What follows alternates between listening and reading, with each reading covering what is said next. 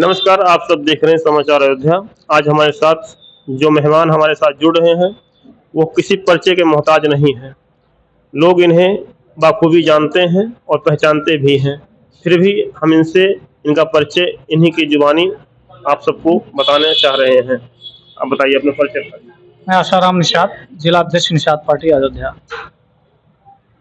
जैसा कि अभी जो सुनने में आ रहा है कि निषाद समाज पार्टी 2027 में चुनाव अपने बलबूते लड़ने की प्रयास कर रही है, आप क्या कहना चाह रहे हैं? देखिए, ये तो राष्ट्रीय अध्यक्ष के ऊपर है, कैसे लड़ेगी कैसे नहीं लड़ेगी।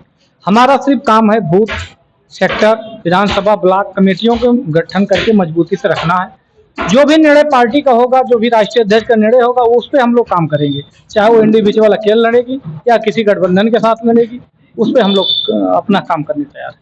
निषाद समाज पार्टी का जो रणनीति है, क्या निषाद समाज पार्टी के जो मुखिया है, क्या निषाद समाज को ही लेकर साथ में चलना चाहते हैं या अन्य किसी वर्ग को भी साथ में जोड़ने का प्रयास कर रहे हैं? देखिए, लगातार आप लोग देखा होगा 2016 में पार्टी का रजिस्ट्रेशन हुआ, 17 में चुनाव लड़ा गया, सभी अलग अलग समाज के लोगों ने चुनाव लड़ा। उसके बाद 2017 के बाद 19 में आया। अभी हम लोग यहाँ अयोध्या में जिला पंचायत सदस्य का चुनाव लड़ाए थे और हमने 10 सीट लड़ाया था। 10 सीट में 7 सीट हमारी धनर थी और सब अलग, यादव, पंडित, ठाकुर और अलग अलग समाज से लोग चुनाव लड़े थे। तो ये सब कहता, हमारे पार्टी के लोग नाम नहीं जान पाते हैं।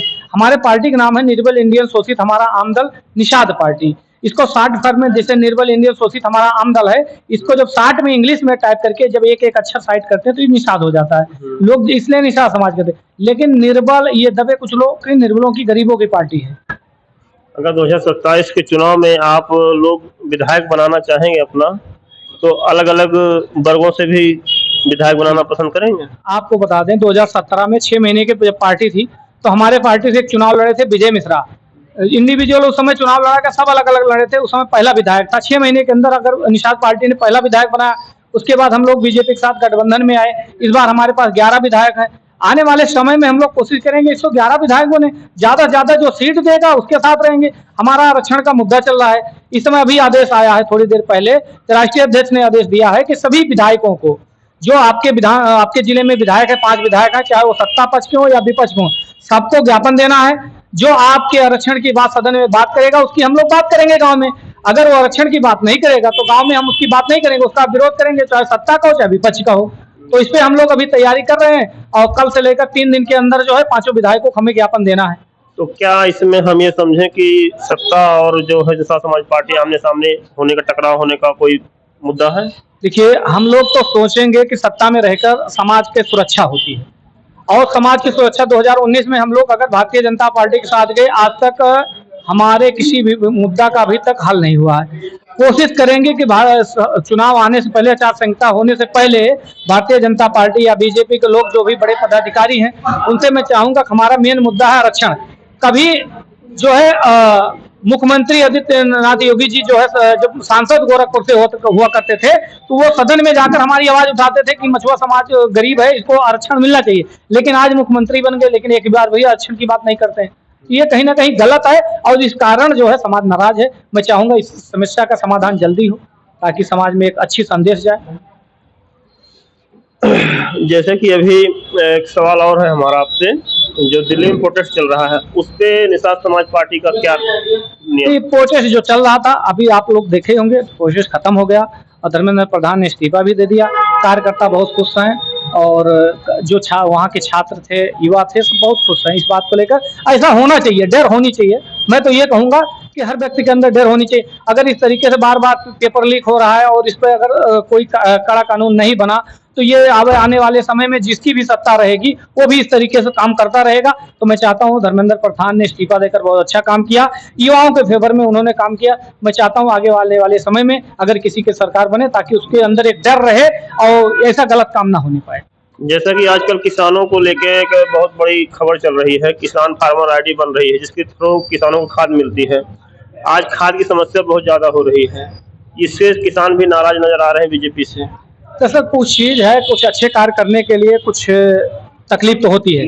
पहले क्या होते थे, बड़े बड़े लोग जिसका संबंध रहता वो 50 बोरी, 30 बोरी, 40 बोरी, 100 बोरी तक खाद सोसाइटी उठा लेते थे, वो ब्लैक कर देते थे।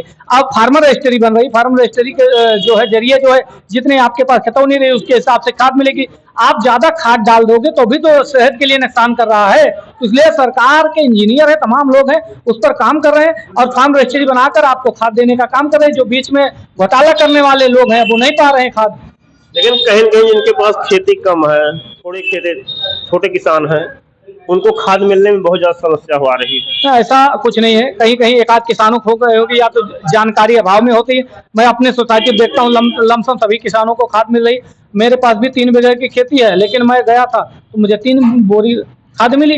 तो ऐसा नहीं कि खाद लीगल, अगर आज के डेट में सरकार कर रही है, आप प्राइवेट लोगे तो भी बगैर फिंगर के खाद नहीं मिल रही, आप सोसाइटी लोगे तो भी बगैर फिंगर के खाद नहीं मिल रही। तो आप जितनी भी खाद लोगे वो आपके खाते में जुड़ रहा है।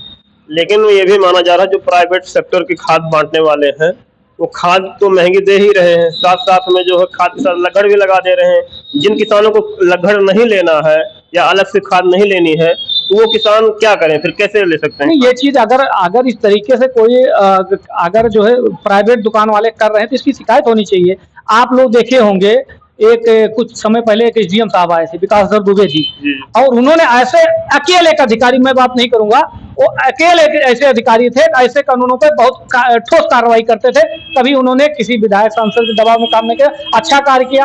भले से वो यहाँ चले गए, 3 तहसीलों में थे, जिन तहसीलों में उन्होंने काम किया आज भी उनका नाम रहता है। तो ऐसा है, मैं चाहूंगा कि अधिकारी इस चीज को, अगर शिकायत होती है अधिकारी इस पे संज्ञान ले।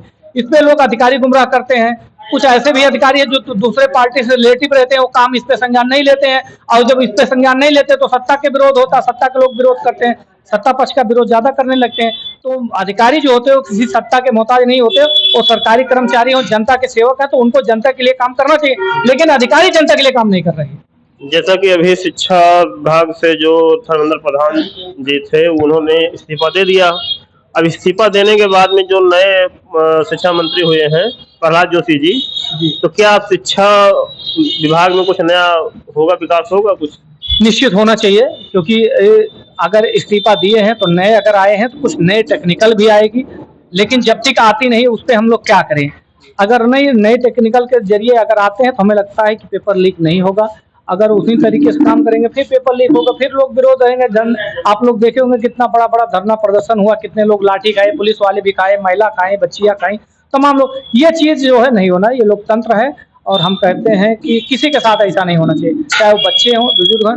और जो मैं उनसे निवेदन करूंगा जो नए शिक्षा मंत्री बने हैं कि ऐसे कानून बनाए कि कभी पेपर लीक ना हो, और पेपर लीक अगर कोई करता है उसके साथ ऐसी कठोर कार्रवाई हो, कोई जीवन कारावास हो जाए उसके साथ। जैसे अभी उत्तर प्रदेश में बुलडोजर चलता है, उसका घर भी बुलडोजर लगा के गिरा देना, चाहे वो सत्ता के रहे चाहे विपक्ष के रहे, किसी भी दल के रहे। जैसा कि मेरा आखिरी सवाल ये है कि 2027 में क्या रणनीति रहेगी निषाद समाज पार्टी की?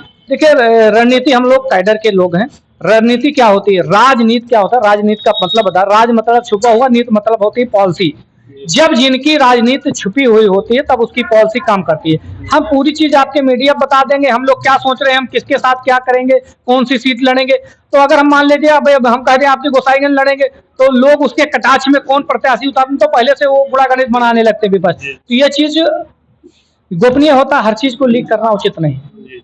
जैसा कि आप सबने देखा, हमारे साथ जिला अध्यक्ष निषाद समाज पार्टी के आसाराम जी जुड़े। इनका हमारे चैनल पर बहुत बहुत स्वागत है और इन्होंने अपनी मुखरता से हमारे सभी सवालों के जवाब दिए, इसके लिए इनका धन्यवाद।